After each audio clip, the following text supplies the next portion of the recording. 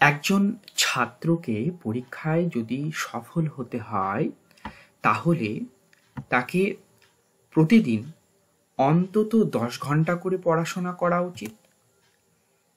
যে বিষয়গুলিতে সে দুর্বল সেগুলি বেশি করে পড়া উচিত। পড়ার পর সেগুলোকে না দেখে লেখা উচিত।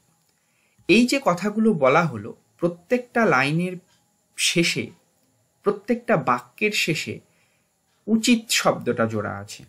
অর্থাৎ একজন ছাত্র নিজে কি পড়াশোনা করছে, কি কায়দায় পড়াশোনা করছে পরীক্ষায় সাফল্য লাভের জন্য, সেটা এখানে জিজ্ঞেস করা হয়নি। তাকে পরামর্শ দেওয়া হচ্ছে যে পরীক্ষায় সাফল্য লাভ করতে হলে তার কি কি করা উচিত। কেন এই উচিতের উপর জোর দিচ্ছি?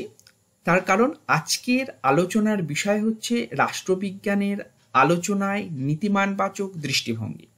এবং এই নীতিমানবাচক দৃষ্টিভঙ্গির মূল যে বিষয়টা সেটা হচ্ছে মূল্যবোধ এবং কি করা উচিত, হোয়াট অট টু বি। বিস্তারিত আসবো এই আলোচনায়। তার আগে যেটা বলার প্রয়োজন যে রাষ্ট্রবিজ্ঞানের আলোচনায় এই নীতিমানবাচক দৃষ্টিভঙ্গি একদম প্রাচীনকাল থেকে অনুসরণ করা হচ্ছে এবং গ্রিক দার্শনিক যারা, সেখান থেকে শুরু করে একদম 19 শতকের শেষ দিক পর্যন্ত যে সকল রাষ্ট্র দার্শনিক আছেন বা ছিলেন তারা এই দৃষ্টিভঙ্গি অনুসরণ করে এসেছেন। এবারে আমরা দেখব যে নীতিমানবাচক দৃষ্টিভঙ্গির প্রধান প্রধান প্রবক্তা কারা আছেন, একদম যুগ ভাগ করে করে। প্রাচীন যুগে যারা ছিলেন প্লেটো এবং অ্যারিস্টটল। মধ্যযুগে আছেন Saint Augustine, Saint Thomas Aquinas এবং পাডুয়ার মার্সিলিও বা মার্সিলিও পাডুয়া।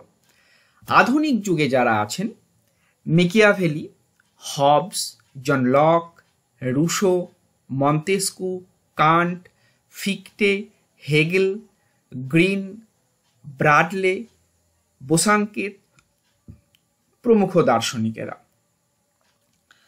এরা, এই যে সকল দার্শনিকদের কথা বললাম, এরা প্রত্যেকেই রাষ্ট্রবিজ্ঞান আলোচনার ক্ষেত্রে বা রাষ্ট্র নিয়ে তাদের তত্ত্ব রচনার ক্ষেত্রে এই নীতিমানবাচক দৃষ্টিভঙ্গি গ্রহণ করেছেন বা নীতিমানবাচক পদ্ধতিতে তারা তাদের রাষ্ট্রতত্ত্ব আলোচনা করেছেন।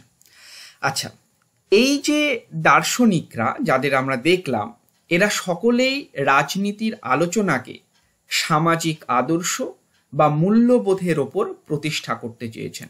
আবার বলছি, আদর্শ এবং মূল্যবোধের ওপর প্রতিষ্ঠা করতে চেয়েছেন। কিভাবে না, এরা চাইছেন যে রাষ্ট্র ও মানুষের রাজনৈতিক জীবন সম্পর্কে একটা সার্বজনীন মূল্যবোধ তৈরি করা, একটা সার্বিক যে মূল্যবোধ সবাই মেনে চলবে, এবং সেই মূল্যবোধের ভিত্তিতে একটা রাষ্ট্র কেমন হবে বা রাষ্ট্রের প্রকৃতি, রাষ্ট্রের সঙ্গে ব্যক্তির সম্পর্ক, সমাজে ব্যক্তির স্থান কেমন হবে, আইন কেমন হবে, নাগরিকদের অধিকারগুলো কেমন হওয়া উচিত, রাজনৈতিক আনুগত্য কেমন হওয়া উচিত, এই সকল বিষয়ে কিছু মৌলিক নীতি, কিছু কমন বা সাধারণ নীতি স্থির করাই হচ্ছে নীতিমানবাচক দৃষ্টিভঙ্গির মূল কাজ। আচ্ছা, নীতিমানবাচক দৃষ্টিভঙ্গিতে আলোচনার কেন্দ্রবিন্দুতে রাষ্ট্রকে রাখা হয়েছে এবং এরা মনে করেন যে রাষ্ট্র হচ্ছে একটা নৈতিক প্রতিষ্ঠান এবং এর ভিত্তি বা রাষ্ট্রের ভিত্তি হচ্ছে মূল্যবোধ। আর রাষ্ট্র কিভাবে পরিচালিত হবে, কিছু পূর্ব নির্দিষ্ট মূল্যবোধের ভিত্তিতে, এবং সেই বোধটা হচ্ছে শাশ্বত বা সার্বজনীন, পার্টিকুলার কারোর জন্য নয়, শাশ্বত মূল্যবোধ, তার ভিত্তিতে রাষ্ট্র পরিচালিত হবে। এরপরে বলছি যে নীতিমানবাচক দৃষ্টিভঙ্গিতে আদর্শ বা লক্ষ্যের ওপর গুরুত্ব দেওয়া হয়। অর্থাৎ এখানে একটা উদাহরণ দেওয়া যেতে পারে যে গ্রিক দার্শনিক প্লেটোর কথা আমরা যদি বলি, প্লেটো যখন তার রাষ্ট্রতত্ত্ব রচনা করছেন, তার যে জন্মভূমি এথেন্স, সে এথেন্স থেকে কোনো অভিজ্ঞতা সঞ্চয় করেছেন, কিন্তু তার তত্ত্বে সেটা ফুটে ওঠেনি। তার খেয়ালে, মানে তার যে রাষ্ট্রতত্ত্বের যে আলোচনা, তিনি রাষ্ট্র ব্যবস্থা দিয়ে বর্ণনা করছেন, এবং এই বর্ণনার মধ্যে দিয়ে একটা সামাজিক সুবিচার বা রাষ্ট্রীয় সুবিচার কিভাবে তৈরি করা যায়, প্রতিষ্ঠা করা যায়, তার কিছু সূত্র তিনি তৈরি করছেন। যেমন প্লেটো বলছেন যে একটা আদর্শ রাষ্ট্র সমুদ্রের ধারে প্রতিষ্ঠা হওয়া উচিত, একটা আদর্শ রাষ্ট্রের জনসংখ্যা 5040 জন হওয়া উচিত, একটা আদর্শ রাষ্ট্রে 3টি শ্রেণী থাকা উচিত, উৎপাদক শ্রেণী, যোদ্ধী শ্রেণী এবং শাসক শ্রেণী। এইভাবে তিনি কল্পনা করছেন যে একটা সর্বোৎকৃষ্ট রাষ্ট্র কেমন হতে পারে। আর কি আছে নীতিমানবাচক দৃষ্টিভঙ্গিতে? এখানে বলা হচ্ছে কি আছে, হোয়াট ইজ, এর পরিবর্তে কি হওয়া উচিত, হোয়াট অট টু বি, এর উপর সব থেকে বেশি গুরুত্ব দেওয়া হয়। এবং এই দৃষ্টিভঙ্গির যারা সমর্থক, তারা তাদের আলোচনার মধ্যে ভালো মন্দের মধ্যে ফারাক, উচিত অনুচিত বিষয়ে, এই সব স্বাভাবিক প্রশ্নগুলো এদের মধ্যে গুরুত্ব পায়। এবারে আমরা দেখব যে নীতিমানবাচক দৃষ্টিভঙ্গির বৈশিষ্ট্যগুলো কি। এর কিছু নিজস্ব বৈশিষ্ট্য আছে।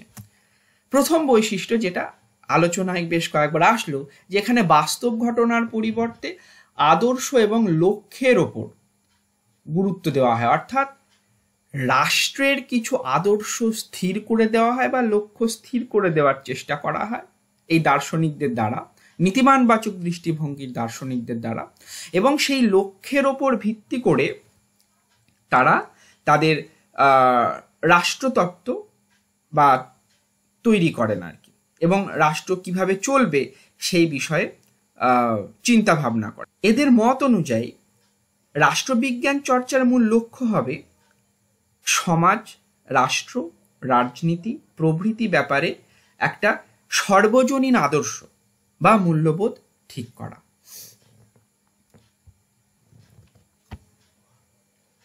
এই দৃষ্টিভঙ্গিতে অবরোহী পদ্ধতি অনুসরণ করা হয়। অবরোহী পদ্ধতি কেমন? অর্থাৎ সাধারণ থেকে বিশেষ, এটাকে মানে সিদ্ধান্ত গ্রহণ হয় সাধারণ থেকে বিশেষ, অর্থাৎ একটা সর্বজনীন সত্য তৈরি করে নেওয়া হয়, তৈরি করে নেন এই দার্শনিকরা। তারপরে সেই সার্বজনীন সিদ্ধান্তের দ্বারা খণ্ডিত সিদ্ধান্ত বা পার্টিকুলার যে ঘটনাগুলো বা বিষয়গুলো, সেইগুলোর দিকে ধীরে ধীরে অগ্রসর হয়। নেক্সট যেটা হচ্ছে নীতিমানবাচক দৃষ্টিভঙ্গি হলো নির্দেশাত্মক, অর্থাৎ এই দৃষ্টিভঙ্গির প্রবক্তারা নির্দেশ দিচ্ছেন রাষ্ট্রকে, সমাজকে, যে কিভাবে চললে একটা রাষ্ট্র বা একটা সমাজ সর্বোৎকৃষ্ট জায়গায় পৌঁছতে পারে।